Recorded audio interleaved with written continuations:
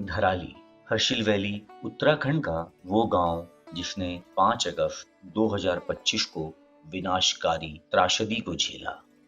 पर कैसी थी हर्षिल वैली त्रासदी से पहले?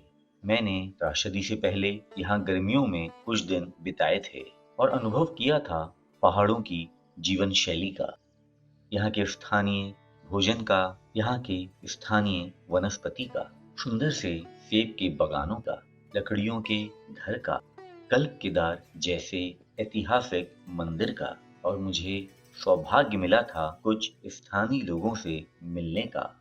पिछले भाग में हमने गरतांग गली का ट्रैक किया था और वापस शाम तक धराली गांव आ गए। मैंने धराली गांव में सर्वप्रथम दर्शन किए कल्प केदार मंदिर के, जो केदारनाथ जी से भी पुराना माना जाता है। पर आज ये मंदिर भीषण त्रासदी के कारण पृथ्वी में अंतर्ध्यान हो गया है। कल्प केदार नाम का अर्थ है अनादिकाल से स्थित केदार। जो केदारनाथ जी नहीं जा पाते हैं वे इस मंदिर में भव्य दर्शन करने आते हैं। जहाँ कभी शिव भक्ति की गूंज सुनाई देती थी, वहाँ अब कीचड़, मलबा और सन्नाटा है। यह मंदिर आस्था, इतिहास और संस्कृति का प्रतीक था। प्राकृतिक आपदा ने केवल एक मंदिर नहीं छीना, बल्कि सदियों की आस्था और परंपरा पर गहरा घाव किया है।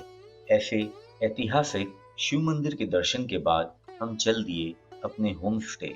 धराली मार्केट के पास से ही लगभग 1 किलोमीटर का ट्रैक करना था। अब ये मार्केट भी त्रासदी की भेंट चढ़ चुका है।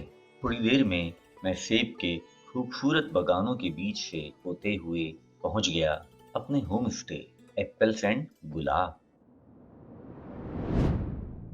यहाँ हमें मीनाक्षी जी ने स्थानीय भोजन का स्वाद चखाया।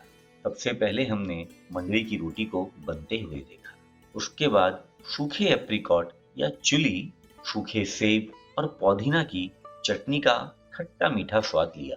फिर हमने साग को बनते देखा। कोई स्थानीय भाजी की सब्जी थी जिसको सुखा के आप दूसरे मौसम में भी सब्जी बना सकते हैं। और आखिर में जो हमारी थाली बन के तैयार हुई, उसका क्या ही कहना था।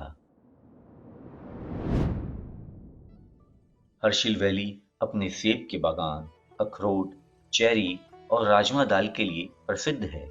यहाँ चीड़ और देवदार के लंबे और घने पेड़ों का सैलाब भी देखने मिलता है। यहाँ जंगली ऑर्किड और मैपल जैसे औषधि पौधे भी पाए जाते हैं। पर हमें तो थोड़ा खाने का शौक था, इसलिए होम स्टे के केयरटेकर ने हमें कुछ जंगली पर खाने योग्य भाजी दिखाई।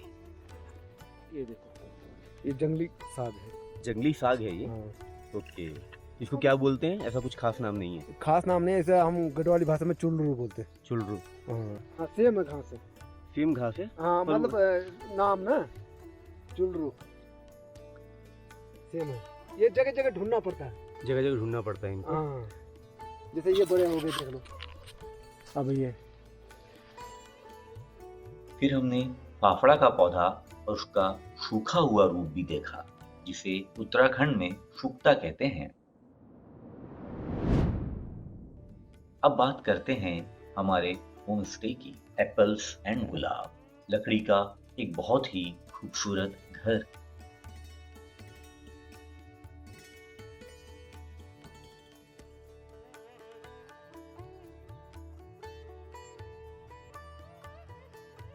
यहाँ हर कमरे का नाम एक गांव के नाम पर रखा गया था। हम पहली मंजिल पर रुके थे। यहाँ की रसोई हमारे आवास से थोड़ी दूरी पर थी। शायद इसका प्रमुख कारण लकड़ी के घर थे। यहाँ पे रूम का नाम गांव के नाम पे रखा है, झाला। बघोरी जहाँ हम रुके थे, हर्षिल,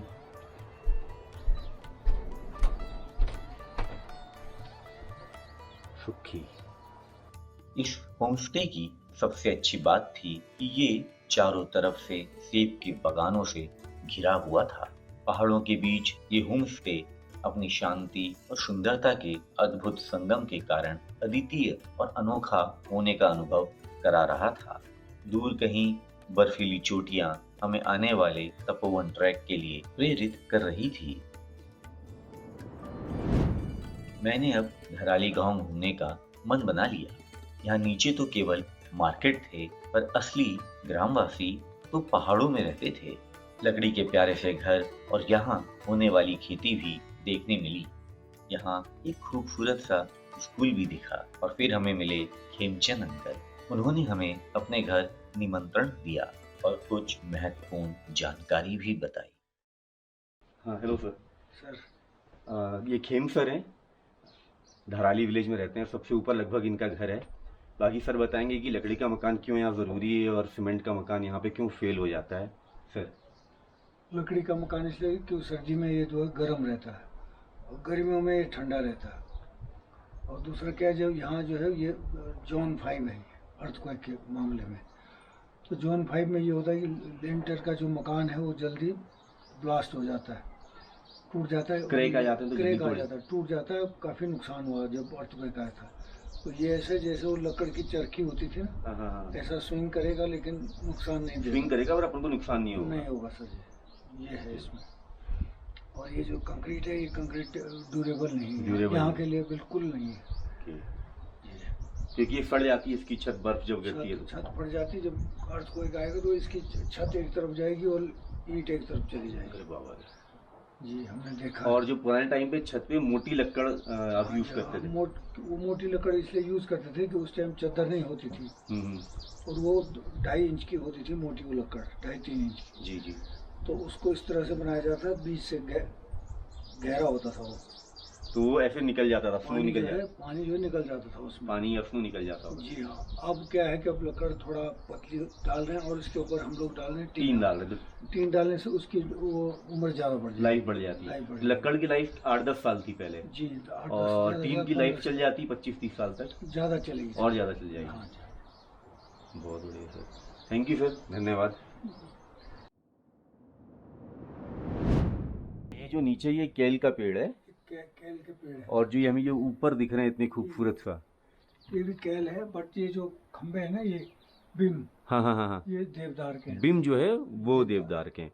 और जो ये दरवाजे, ये जो दरवाजे हैं, ये देवदार के हैं सर जी। जो दरवाजे हैं वो देवदार के हैं। हाँ जी। आज के लिए इतना ही।